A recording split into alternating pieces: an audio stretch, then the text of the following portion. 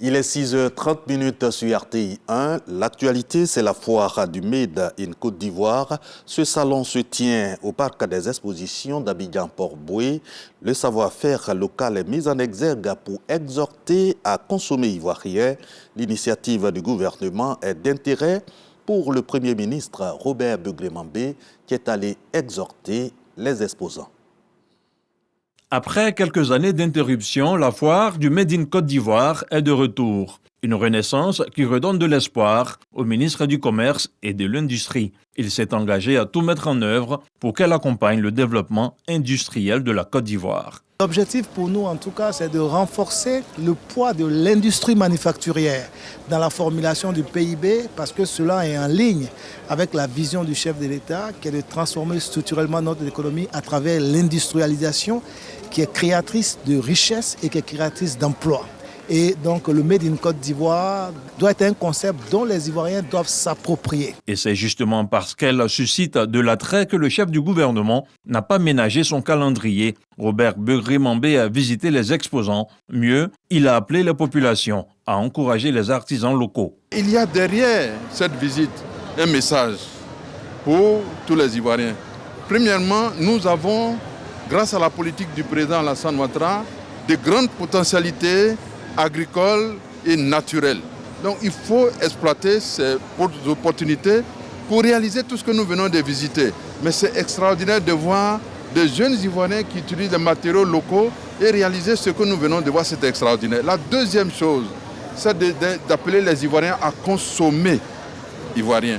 Il est aussi important de chercher des partenariats extérieurs pour, 1, amplifier la production, 2, améliorer la qualité, et puis 3, aller à l'international aussi pour que la Côte d'Ivoire soit un grand pays d'exportateurs de produits finis. Voici déjà quelques années que la Côte d'Ivoire s'est engagée à transformer localement ses produits. Désormais, le pays semble bien décidé à mettre fin à ce non-sens économique et à inverser le rapport de force en faveur des producteurs et des populations ivoiriennes. Restons avec le Premier ministre Robert Begré-Mambé pour le mot de paix de cette édition. Il s'agit de la célébration officielle de la Journée nationale de la paix. À cette occasion, le chef du gouvernement a appelé les populations et les jeunes en particulier à s'inscrire dans la vision de paix du chef de l'État pour faire du pays un havre de paix, non sans rappeler les actions du président Alassane Ouattara. On retrouve Abdoulaye Koné. Laissons derrière nous le passé pour construire avec la jeunesse une paix durable dans la diversité. C'est le thème de l'édition 2023 de la Journée nationale de la paix. Sur l'esplanade de l'hôtel de ville d'Abidjan, toutes les composantes de la société civile étaient représentées. À leur côté, plusieurs communautés ivoiriennes et celles de la CEDEAO. À une période où notre sous-région est en proie à des turbulences politico-sociales, et doit faire face à l'extrémisme violent, la Côte d'Ivoire apparaît comme un phare pour la paix que nous devons maintenir allumé pour guider les générations futures. Notre engagement à tout instant à bâtir la paix doit nous permettre de consolider davantage nos acquis en termes d'unité et de développement. Nous l'avons prouvé lors des dernières élections législatives, régionales et municipales. Œuvrons donc ensemble à offrir un futur promoteur aux jeunes. Pour parler de la célébration de la Journée nationale de la paix, le chef du gouvernement évoque 4 dates clés: 1973, 1996, 1997 et 2011. La dernière étant l'année qui correspond à l'arrivée au pouvoir du président Alassane Ouattara, grand disciple de Félix Houphouët-Boigny, un homme épris de paix et totalement en faveur de la jeunesse.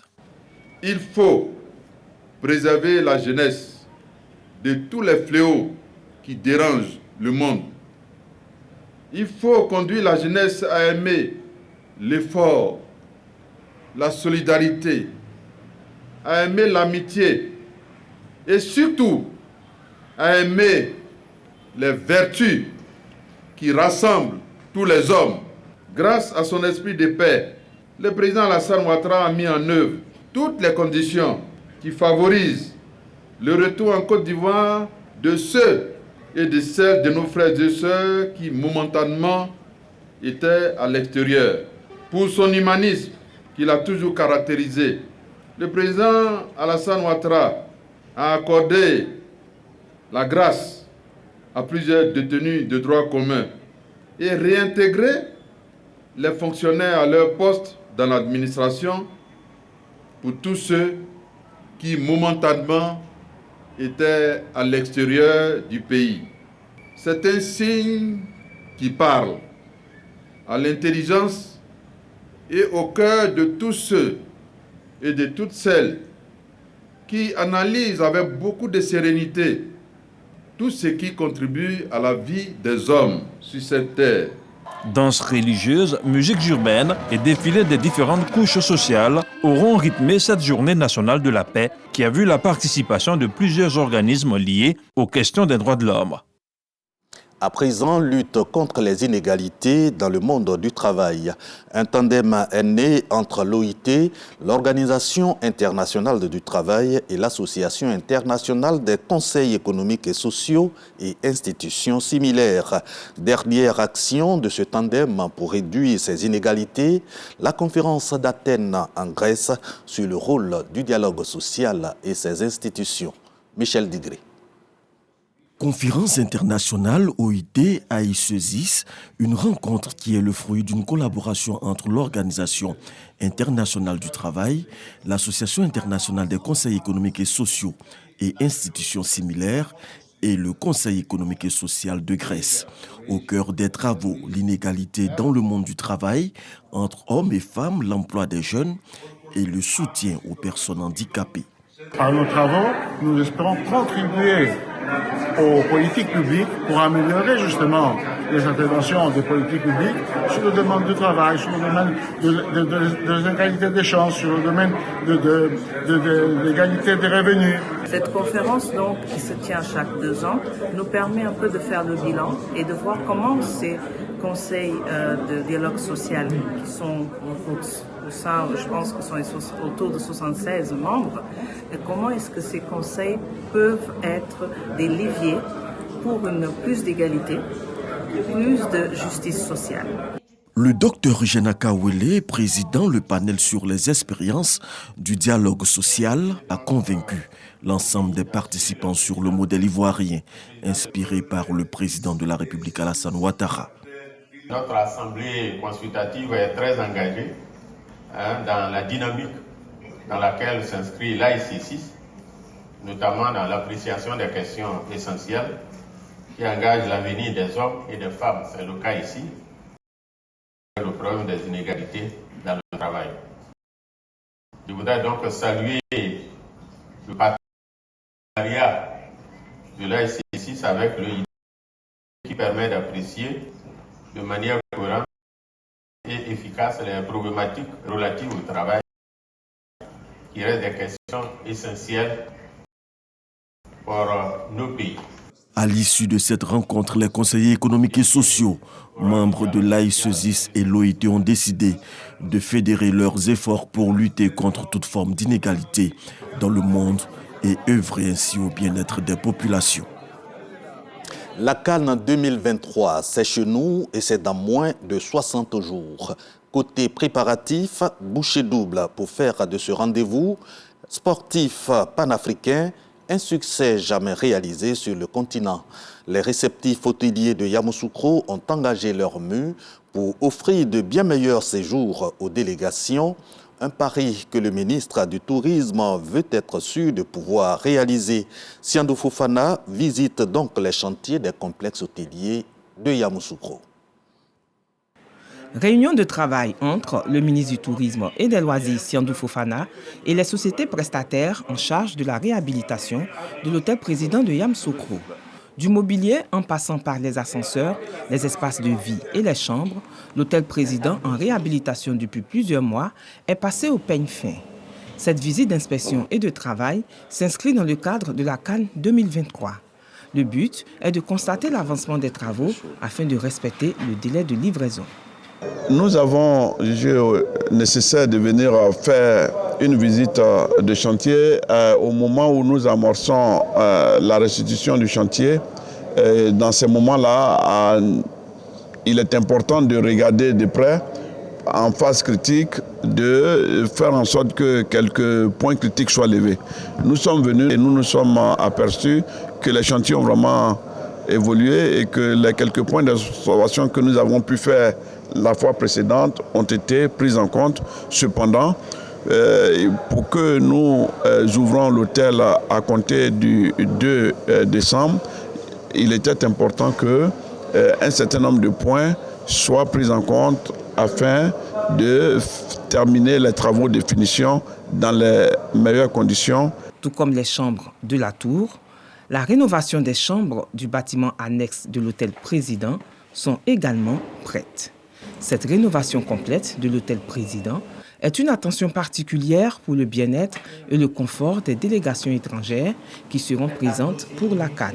Le chantier est situé aujourd'hui à 99% parce que vous avez pris les ascenseurs avec nous. C'est 11 ascenseurs qui ont fait l'objet de traitement par l'entreprise. Traitement des ascenseurs qui ont été réalisés en totalité et renouvelés pour être des ascenseurs neufs.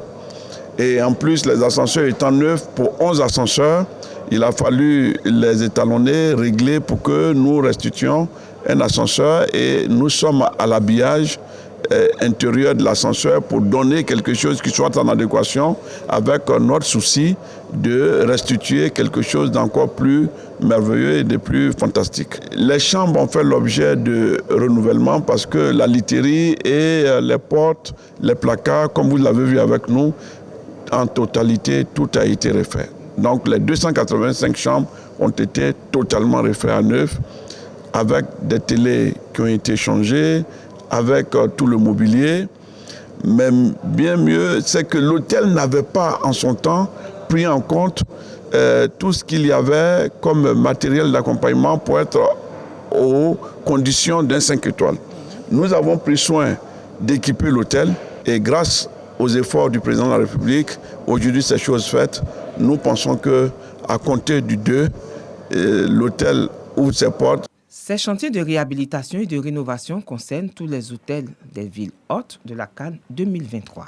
Par ailleurs, le ministre du Tourisme et des Loisirs, Siandou Fofana, s'est réjoui du professionnalisme des différentes parties engagées dans le projet en termes d'innovation, mais surtout du respect du calendrier pour la livraison des travaux. C'était un reportage réalisé pour vous par Patricia Omouetia. Ouvrons la page culture à Divo, chef-lieu de la région du Lodjibois. 13e édition du Djaka Festival pour promouvoir les cultures d'Ida, Godier, Neyo, Aïzi et Avikam. Les festivaliers ont mis un point d'honneur sur la préservation de la forêt.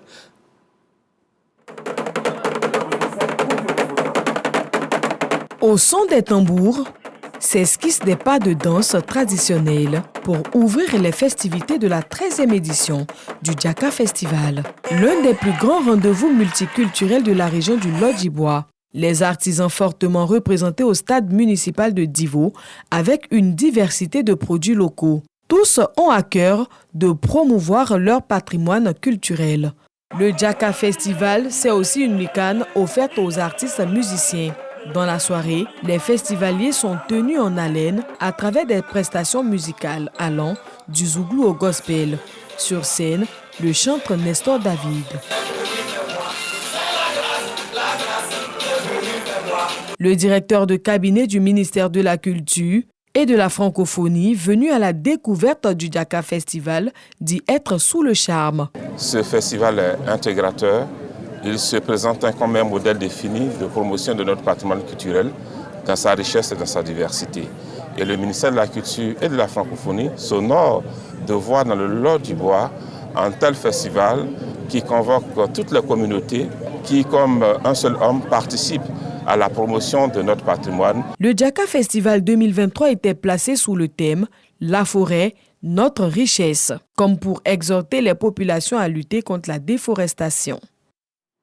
C'était Djaka Festival avec Sephora Zegui de Divo, direction Boaké, au son et au rythme du reggae pour la 3e édition de Becker Reggae Festival. Le rendez-vous culturel se tient du 6 au 10 décembre prochain à Boaké. Au menu, concerts, réflexions sur le reggae, mais surtout action sociale. Lancement du Gbeke Reggae Festival avec Soro Corona. C'est reparti pour la 3e édition du Gbeke Reggae Festival. Rendez-vous culturel pour la promotion des valeurs de paix, de partage et de cohésion sociale prônées par la musique reggae.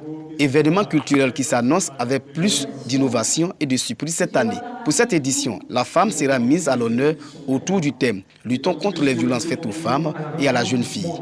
4 jours durant, les acteurs de la scène culturelle de Bouaké et environ auront droit à des panels sur les thèmes choisis et un concert géant. Des actions sociales sont aussi prévues en faveur des personnes vulnérables. Nous allons prôner la discipline, la cohésion, la paix, l'amour, la réconciliation et puis le vivre ensemble. Le Bouaké nouveau, c'est le Bouaké de la Renaissance, c'est le Bouaké de la cohésion. Les autorités municipales saluent l'initiative et entendent accompagner les organisateurs dans leur démarche pour la réussite de cet événement. Nous épousons entièrement le message qui a été lancé par le commissaire général, rendre à la femme sa place qui est. Une telle activité, quand on associe ce slogan, nous sommes partants. Surtout qu'à Bouaké, tout ce qui est catalyseur de paix et rassemblement, nous sommes preneurs. La 3e édition du Gbeke Reggae Festival se tiendra du 6 au 10 décembre 2023 au quartier Koko de Bouaké. Dans l'actualité internationale, 3e jour, ce dimanche 26 novembre de la trêve humanitaire dans la guerre Israël-Hamas. Encore des libérations d'otages et de prisonniers attendues. Déjà hier samedi, Israël a échangé 39 prisonniers palestiniens contre 17 otages, dont 13 israéliens. Sur notre continent, une épidémie de dengue touche en ce moment même toutes les régions du Burkina Faso. Fin de ce journal, l'info revient à 10h sur RTI 1. Bon dimanche à tous.